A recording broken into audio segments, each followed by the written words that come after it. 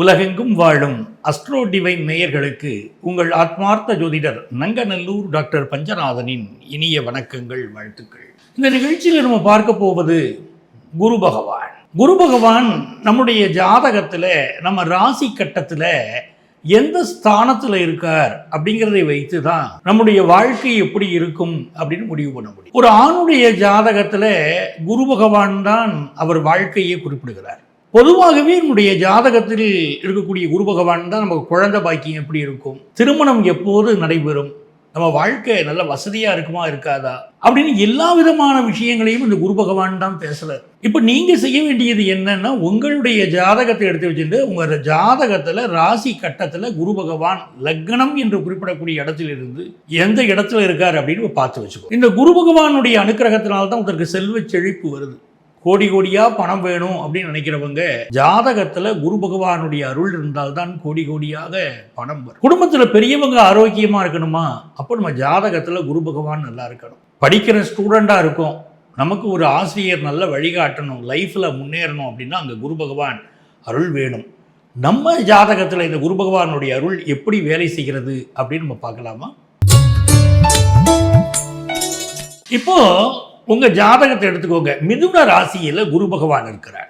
அப்ப என்ன பலன் கிடைக்கும் அப்படின்னு நம்ம பார்க்க போறோம். மிதுன ராசினா நீங்க ஒரு மேஷ லக்னத்துல பிறந்திருக்கிறீங்க, உங்களுக்கு மிதுன ராசி. இந்த மிதுன ராசிங்கிறது உங்க லக்னத்துக்கு 3வது ஸ்தானம். அந்த ஸ்தானத்துல குரு பகவான் இருக்கிறார் அப்படின்னா அதையும் உயர்வான ஸ்தானம் குரு பகவானுக்குன்னு சொல்லல. மிதுனத்துல குரு பகவான் இருக்கிறார், அது உயர்வான ஸ்தானம்னு சொல்லல. ஆனால் அந்த குரு பகவான் மிதுனத்தில் உட்கார்ந்து இருக்கிற போது நமக்கு என்ன நடக்குது அப்படின்னா, கலைகளில் வல்லவர்களாக இருக்கிறார்கள். அதுதான் ஏதாவது ஒரு கலை உங்களுக்கு தொடர்புடையதாக இருக்கிறது, அதுல பெரிய ஆளா வராங்க. சில பேர் ஜோதிடத்துறையில இருக்கிறாங்க, சில பேர் நிதி நிர்வாகம் செய்ய சம்பந்தப்பட்ட துறைகள், நிதியும் இருக்கும் நிர்வாகம் இருக்கும். நல்ல MBA படிச்சேன், பினான்சியல் சம்பந்தப்பட்ட படிப்பு படிச்சேன் அப்படிங்கிறவங்களுக்கு எல்லாம் அந்த 3வது ஸ்தானத்துல மிதுனத்துல அந்த குரு பகவான் அமர்ந்திருப்பார். அப்ப அவர்கள் பெரிய ஆளா சொசைட்டில வராங்க. அவர்கள் எடுக்கக்கூடிய ஒரு பெரிய பெரிய கம்பெனிகளை ரன் பண்றாங்க, பினான்சியல் இன்ஸ்டிடியூஷனை ரன் பண்றாங்க, கல்வி நிறுவனங்களை நடத்துறாங்க. பெரிய எஜுகேஷனல் இன்ஸ்டிடியூஷன் நடத்துறவங்களுக்கு எல்லாம் பாத்தீங்கன்னா அப்படி குரு பகவான் மிதுனத்தில் பிறந்திருப்பார். மேஷ லக்னத்தில் பிறந்து 3ஆம் இடத்தில் இந்த குரு பகவான் இருக்கிற போது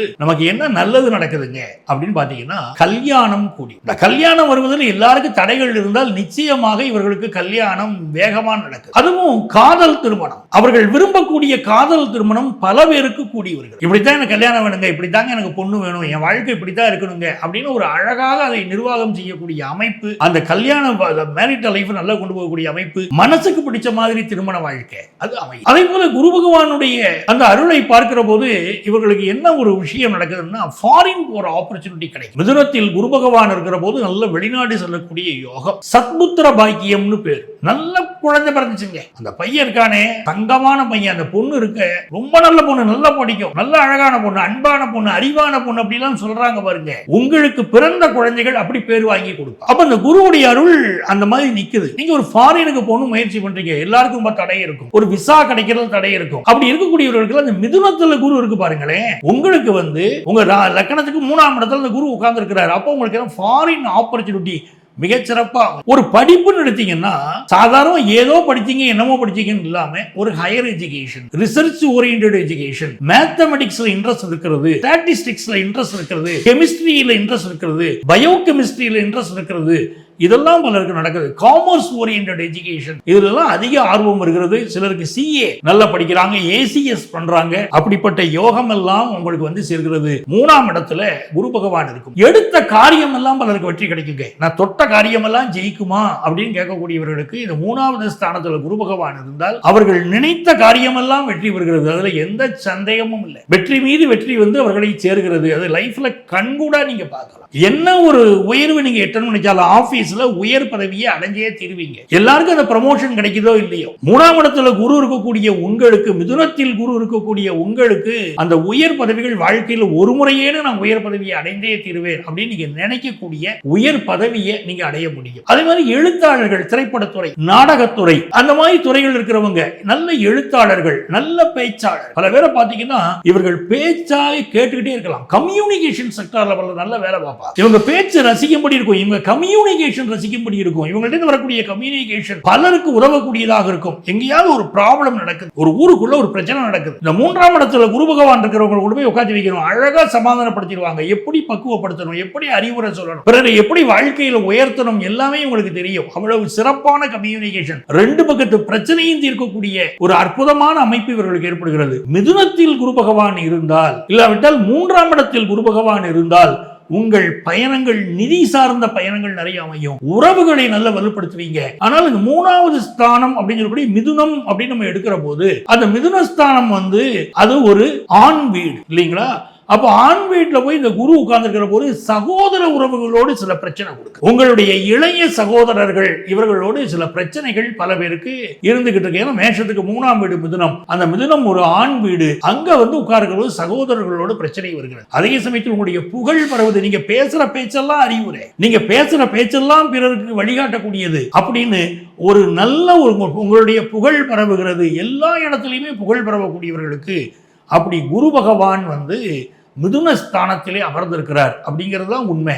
அப்போ மிகப்பெரிய வெற்றிகளை நீங்கள் ஈட்ட முடியும். பொதுவாகவே மிதுனத்தில் குரு இருந்தால் குருவாயூரப்பனை வழிபட வேண்டும். புதன்கிழமை போய் குருவாயூரப்பனை வழிபட வேண்டும். அந்த குருவாயூரப்பன் கோயில்ல காலை முதல் மாலை வரை இருக்கணும். இல்லைன்னா 2 வேளையாவது போய் தரிசனம் பண்ணணும். அப்படி தரிசனம் பண்ணிட்டு வந்தா உங்களுடைய ஜாதகம் பலப்படும், உங்களுடைய பயணங்கள் வெற்றிகரமா இருக்கும், உங்களுடைய புகழ் பரவும், மிகச்சிறந்த வாழ்க்கை உங்களுக்கு இருக்கும். இவ்வளவு நேரம் நம்ம ராசியில இந்த குரு பகவான் நம்ம லக்னத்துக்கு எந்த இடத்துல இருந்தா எந்தெந்த ராசியில இருந்தா என்ன பலன் நம்ம சொல்லிட்டு வரோம் பாருங்களேன். இந்த குரு பகவான் அப்படின்னு கேட்டீங்கன்னா பொதுவா நல்ல மனிதர்களுடைய தொடர்பு நம்ம வாழ்க்கையில தருவார், நல்ல குழந்தைகளை தருவார், நல்ல எண்ணங்களை தருவார். அப்ப இந்த குரு பகவானை நம்ம மேன்மைப்படுத்தணும். நம்ம வாழ்க்கை ரொம்ப சுகபோகமா இருக்கும், ரொம்ப சந்தோஷமா இருக்கும், நல்லவங்கன்னு பேர் எடுப்போம் சொசைட்டியில. அப்ப என்ன செய்யணும் கேட்டீங்கன்னா மஞ்சள் வண்ண ஆடைகளை அதிகம் பயன்படுத்தணும். நவரத்னங்கள்ல புஷ்பராகம் இருக்கு பாருங்களேன். இந்த புஷ்பராகத்தை ஆள்காட்டி விரல்ல மோதிரமா போடணும். தங்கத்துலதான் அதை மோதிரமா போடணும், வெள்ளியில போடக்கூடாது. புஷ்பராகம் டாலர் போடலாம், புஷ்பராகத்துல தோடு போடலாம். அப்படி எல்லோ சஃபையர் அப்படின்னு சொல்லுவாங்க, அதை தான் பயன்படுத்தணும்.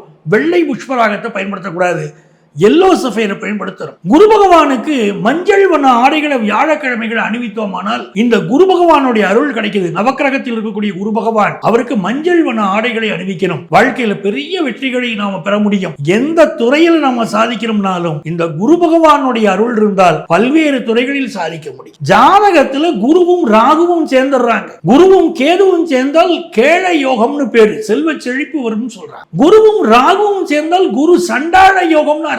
தெய்வ நம்பிக்கை குறைஞ்ச போது பல தவறுகளை செய்யறோம். செயற்கை முறை கருத்தரித்தல்ல குழந்தை பிறக்கக்கூடியவர்கள் பலருக்கு பாத்தீங்கன்னா குரு ராகுவுடைய தொடர்பு ஏற்படுகிற போதுதான். உங்க ஜாதகத்துல எங்க குரு இருக்காரோ அது மேல ராகு போகும் போதோ, உங்க ஜாதகத்தில் எந்த இடத்தில் ராகு இருக்கிறாரோ அதன் மீது குரு போகும் போதோ செயற்கை முறை கருத்தரித்தல்ல குழந்தை பாக்கியம் உண்டாகுது. அப்படி நிறைய நன்மைகள் குரு பகவானால சொல்லிக்கிட்டே போலாம். அந்த குரு பகவானை வழிபட புத்திரவாக்கிய பிரச்சனைகள் இருக்காது. ஃபெர்டிலிட்டி சென்டர் நடத்துறவங்க எல்லாம் வியாழக்கிழமைகள்ல குரு பகவானுக்கு அர்ச்சனை செய்து கொண்டு வாருங்கள். உங்கள்ட்ட வரக்கூடிய மருத்துவ பயனாளிகள் மிகச்சிறந்த பயனை பெறுவார்கள், நல்ல ஆரோக்கியமான குழந்தைகளை பெறுவார்கள், குழந்தை பிறப்பு விகிதம் அதிகரிக்கும். ஆக குரு பகவானை வழிபடக்கூடியவர்களுக்கு எல்லா வகையான நன்மைகளும் வரும். மேஷ லக்னத்துக்காரங்களுக்கு குரு பகவானும் சனி பகவானும் சேர்ந்தால் பல பிரச்சனைகளை தருகிறது. ரொம்ப கவனமா பார்க்கணும். மேஷ லக்னத்துல பிறந்தவங்களுக்கு பாதகாதிபதி சனி பகவான். அந்த சனி பகவானோடு குரு பகவான் சேர்கிற போது பெரிய பிரச்சனை வருகிறது. அதே போல மேஷ லக்னத்தில் பிறந்தவர்களுக்கு சூரியன் சனி சேர்ந்தாலும் குழந்தை பாக்கியத்தில் பிரச்சனை வருகிறது. அப்படி குழந்தை பாக்கியத்தில் பிரச்சனை இருந்தால் அதற்கு ஜோதிட சாஸ்திரத்தில் அற்புதமான பரிகாரம் இருக்கு. அந்த பரிகாரங்களை பின்பற்றுகிற போது நல்ல குழந்தை பாக்கியம் ஏற்படுகிறது. ஆகவே அந்த குரு பகவான் அருளினால் உங்கள் குடும்பங்கள் நல்லா இருக்கணும் வாழ்த்தி விடைபெறுகிறேன். உங்கள் ஆத்மார்த்த ஜோதிடர் நங்கநல்லூர் டாக்டர் பஞ்சநாதன்.